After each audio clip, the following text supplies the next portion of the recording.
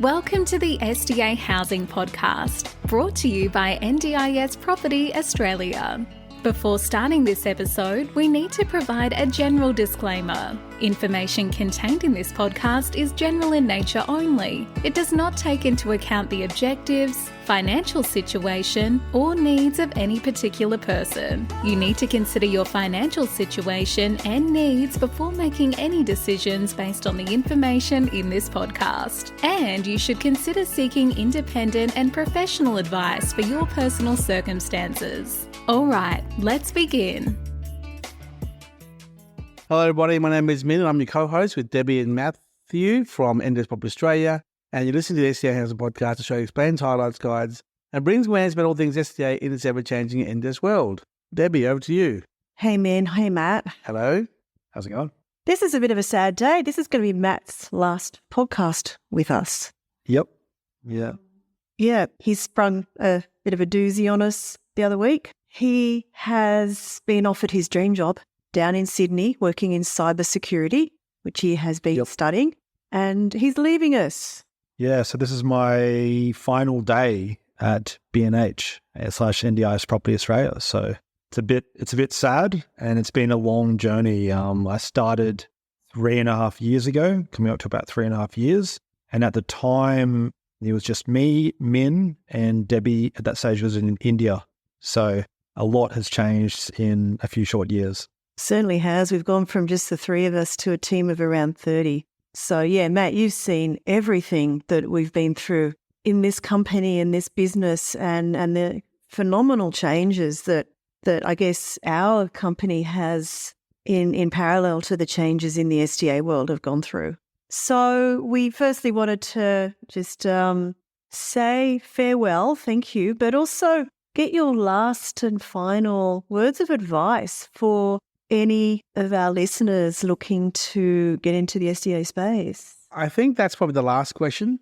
The first question to Matt should be, how has his journey been the last 3.5 years? I think where he was at the very start, how was it to begin with as a newbie to the world of SDA, and how has he seen the education of, or the lack of education from the very start of investors coming to the SDA world, and how has it progressed and the evolution of SDA overall, and what has he seen in the last 3.5 years? I mean, we would love to hear your thoughts, Matt, because there are people who are on this podcast journey who've been from the very start with us as well, but there are also newbies coming into this world of SDA now, today, who would also be listening to this podcast. What are what's your journey been like for the last, few years? Yeah, so I mean, when I first started with the company, I knew nothing about SDA really at all. I had some experience in sales and in marketing, I guess kind of talking to clients, doing client management, that sort of work. But in terms of the actual industry that we were working in, SDA and NDIS properties, didn't really know much about it. And at that stage, I dare say that I feel a lot of people did not know about NDIS. Including me and Minh. Including all of us. It was very new. We were kind of feeling our way, with Minh's insight and his ability to kind of network, understand what a complex industry it is, and then kind of create a business out of that, create something where we could add value. That's where I suppose NDIS Property Australia really came ahead of the game, I suppose. And at that stage, we were kind of in a space where we were trying to learn and then realizing at the same time how much we actually knew. And at the time, we're thinking, we've got a lot to learn. We're still learning ourselves, but we were talking to people out there in the industry, and we were working out, hey, we actually know a fair bit, and we've got value to share in terms of our experience and what we were dealing with. And a lot of people at that stage, and it is still the case, they're in their own particular niche, be that they're a builder, they're a provider, they're a participant, and they don't see beyond kind of their own spectrum of their own experience. And we were kind of seeing that and realizing that through our networking, we were actually learning a lot about different areas and how all the little bits and interconnecting aspects of the industry came together to create what is SDA, essentially.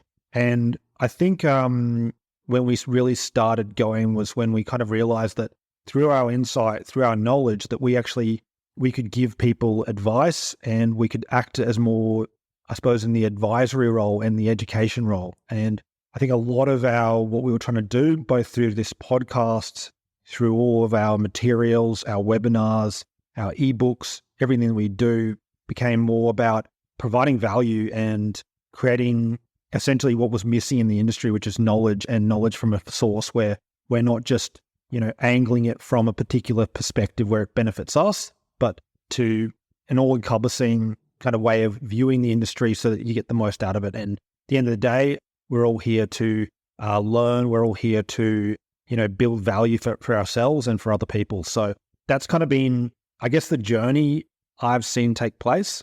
And that's been what our core focus has been, what we've done best, I think. Matt, did you have fun dealing with the same odd client for years and years and years? Not the trimmers and all those kind of guys that come back and forth to you every year. I mean, there are highs and lows and whatnot in any business, but I guess you were always positive. You're always there to help. And I really appreciated your enthusiasm and your energy every day you came in the last 3.5 years to always be there and answer the questions. And that's what we were all about. And what's your feedback on that experience with people?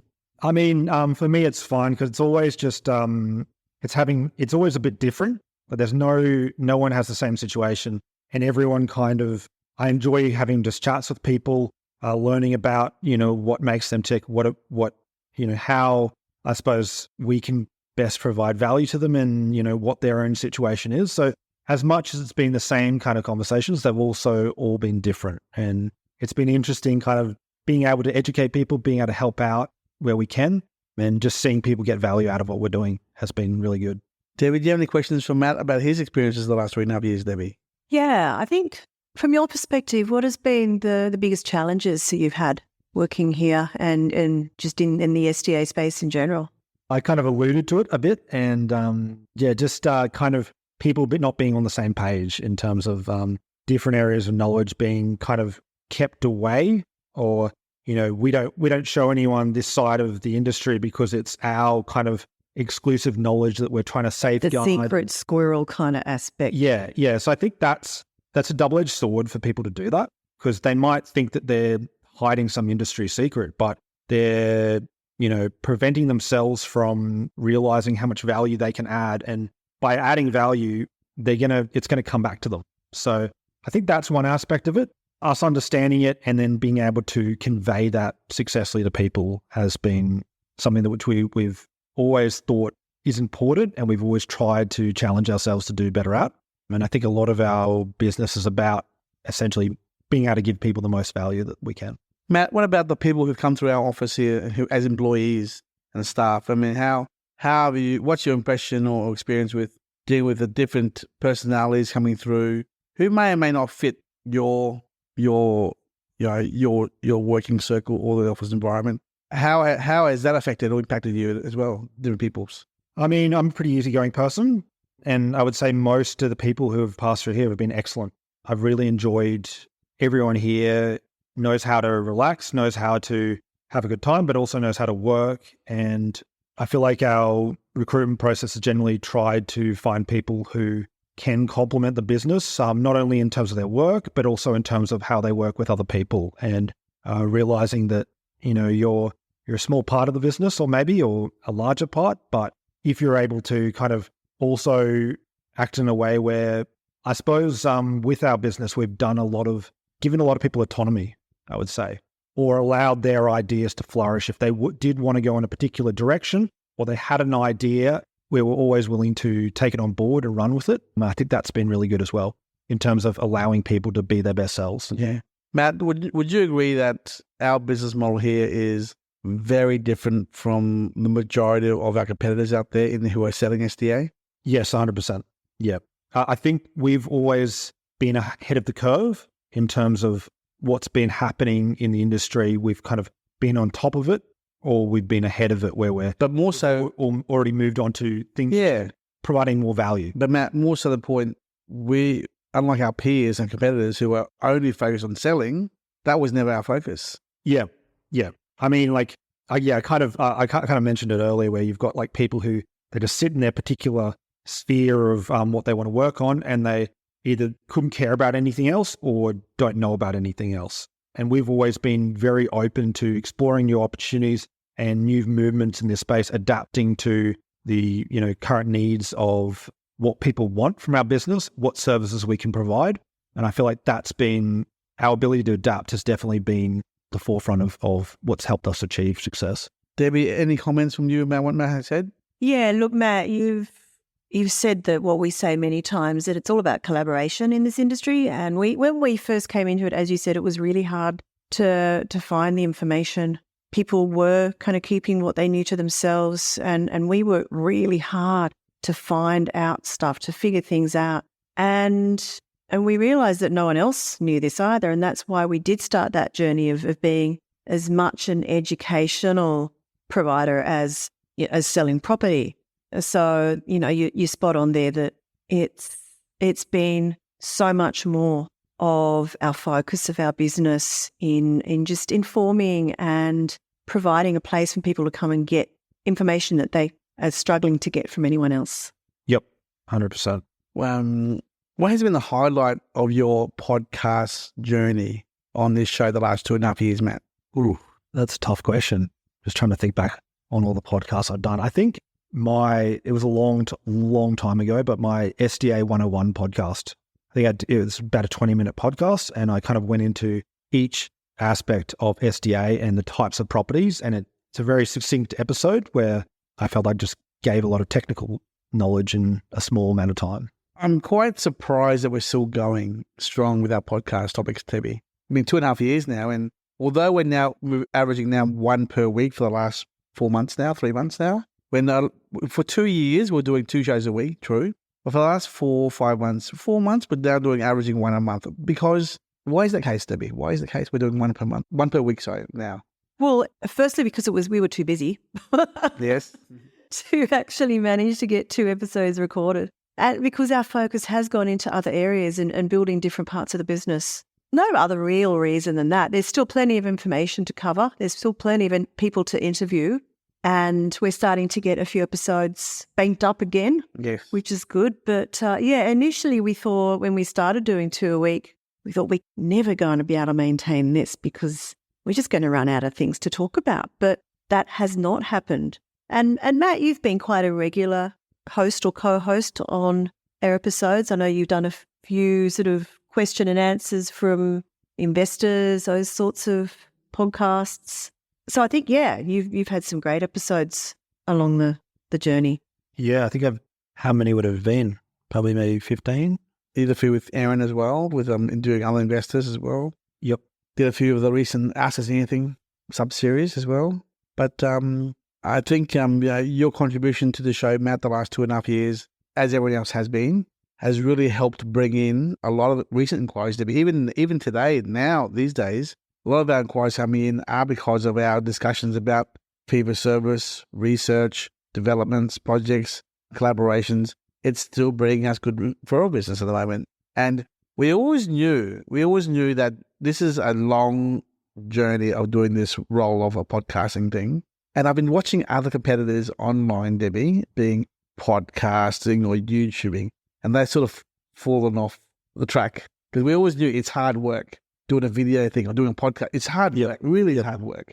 And to edit it, publish it, I mean, I'm watching the competitors and they're not really keeping up anymore. They've sort of, and then people ask us, should we do a video or podcast ourselves? And we said, no. If we did videos, simple. It would be too hard for us to do that. No. You can't listen to a video podcast in the car. Yeah. Absolutely. I've been listening to another podcast series at the moment that are podcasts, and I missed out on all of that because that's when I listened to my podcasts. Yes.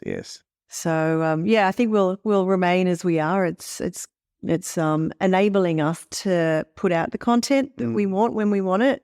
But back to your journey, Matt. Matt, any advice you have of us to maintain or change in our podcast model and theme moving forwards as you move on to a new career? What advice do you have to me and Debbie to the podcast show here? I mean, I've really enjoyed it. I feel like we keep it interesting. We do a combination of both interviewing people, talking about various topics, addressing different things in terms of news in the industry. If we can continue making sure that we kind of hit all bases in terms of making sure it's dynamic enough to where we're encapsulating not just purely information, not just purely interviewing, and not just purely news about the industry. If we can just keep that going into Yes. yeah. Because Debbie, as you said in the past, I mean, we started this journey 2.5 years ago, and we were still learning ourselves. And I think by ourselves as a business, a brand, putting ourselves out there, saying, "Hey, we want to know who's out there, who's in SDA world around Australia. Talk to us. Let's collaborate." But being nice people who want to share the information and network and learn, being nice people, full stop, that is attracting us, our business. I mean, I think that's the key to success here, Debbie. And can I just say, it's actually not 2.5 years of podcasting. It's about 2 years and 9 months. Okay. Yeah, almost 3. Almost 3, but So- beginning of next year, February. 3 more 3 years months. old. 3 more months will be 3 years podcast. The SDA housing podcast 3 is years. coming of age. Do you think, Debbie, Matt will go back to two shows a week again? I'd like to go back to 2 shows a week. The industry standard for doing podcasts is generally like 1 episode a fortnight. So we've been incredible in terms of how many episodes we put out. But I watch our download numbers. The more we put out, the more listens we get. That's a fact. And the less we do, the less, because people react, but when they get a reminder on their phone, on the Spotify or Google or whatever it is, Apple iTunes, ding, ding, new episode, right? So the more you release, the more you get downloads. That's all it is. Yeah. So I think if there's change, attrition in the world of NDIS and SDA with news content changes, There will always be content for us to put out. yeah, correct. Yeah. But Matthew, before we wrap up this episode today, what are your final words of advice to anyone who is listening, who is a potential SDA investor or is a past SDA investor? What's your advice to them moving forwards in their SDA journey ahead for them? We've always kind of said, just make sure that you do your research. You're aware of the different aspects of investing in an NDIS property. Don't see it as there's just one thing I need to care about. I just have to care about just participants. I just have to care about just yields. Make sure you're not like I suppose, one-trick pony in terms of what knowledge you're consuming. Realize that it's dynamic. It has a lot of moving parts. And if you are looking for more information, we're here to help you. I mean, part of what we've kind of done over the last year or so is the SDA advisory service. So we can help you out with that information. We can facilitate you moving forward in a way where you're not just sitting there or I don't know what I don't know, and hopefully things go well because I haven't done the research. So I think we kind of play into that ability for the company to, in terms of your journey with SDA, to help facilitate that and make sure you get the most value out of potentially doing an NDIS property investment. Yeah, that would be my kind of advice, is to talk to us and also just make sure you do your own research and make sure that you're aware of all the different moving parts, because there's still a lot of opportunity in this industry and it's changing all the time. And as it changes, as it moves forwards, there are going to be new opportunities that come out, and we will try to keep you guys abreast of all opportunities that come out, but there will continue to be, I suppose, lucrative opportunities to move about in this space and to, I suppose, benefit from. Yeah, I guess. Yeah. Just following on from that, Matt, without trying to steal your thunder here, Debbie, I was in Melbourne last week for 3 days, and one of our key SDA providers caught up with a large SIL provider, and they started talking about group homes. And he found out from the CEO of the organisation that they were locked into a 5-year contract with the Vic Homes, the Victorian Government Department, who were providing all the funding subsidies to cover all the costs for support workers, and the SIL group homes, the group homes for these providers. And these are averaging 5 per group home, 5 participants per group home. 800 of these will be ceasing their contract at the end of 2025, December 25, which is about 800 times 5 is 4,000 SDA participants coming out of the system, government system. And going into the private SDA system. And when I told you these numbers, Debbie, you said to me what? That this is exactly what you thought. Yeah. Look, we know that there are that kind of number of participants that are living in the older existing group homes, the legacy, the pre-SDA new build homes. We know they're there. We just didn't know when they were going to start moving. Or how the mechanism operated to lock them in. So the numbers didn't surprise me. I went, there they are, basically. And then that we've now got a date. Yes, because you said, Debbie, many times now that 10 years of which the NDIS rolled out in every jurisdiction is when those group homes... That's when the legacy homes will be funded. So... some of these properties or a lot of these properties are probably not the legacy, but they do fall into the basic group homes, not fit for purpose, that will be defunded. And we know that the vast majority of participants that are living in those inner and mid-ring suburbs of Melbourne need to move into new build properties sometime in the coming couple of years. And we now know it's within about 15 months. And when this gentleman asked the CEO, how is the choice of control of these environments? And he said they're atrocious. The CEO said that there's no way for them to get out. They're stuck there because it's a government contract. So anyway, this is just one of the examples of the moving opportunities. And the opportunities and the changes that this industry is constantly going through. So following from what Matt said, unless you're in it to win it, if you're not in it to understand the moving parts, who's who, how it all works, you can't take advantage of opportunity. And right now we see an opportunity to get ready for new SDA around Victoria, Melbourne specifically, to cater for these potentially up to 4,000 participants coming out of these group homes who are SDA funded. Yep. The problem is they're all funded for 20 to 30,000 each. Yeah, group home funding, basic. They need to be turbocharged SDA change of circumstances and get ready for a new product out there in SDA world in Melbourne. Yeah. But that's beside the point, Matt. First of all, me and Deb would like to thank you for being part of our team for the last 3.5 years. We wish you all the best in your journey within the world of, cybersecurity. Correct. And if that world falls apart, we're still sitting here waiting for you with open arms to come back to us, okay? It will be. And hopefully when we get out to Melbourne, Sydney for another visit next year or so, 6 months to a year, we bump into you again and just have another podcast, catch up with you, see where you're at and how things are going, yeah. Yep. Okay, excellent. It's been my pleasure working here. I've really enjoyed every moment of it. It's been great company to work for and it's been a great industry to work in. Yeah. Thank you, Matt. And for the last time, thanks. Last time for now. Thank you, guys. Bye-bye. Cheers. Bye. We hope you enjoyed this episode. Please make sure you are subscribed and following us so you can keep in the loop with all of our upcoming episodes. We would really appreciate it if you could leave us a 5-star rating, a written review, and to share this podcast with those that could benefit. Until next time, catch you on the next episode.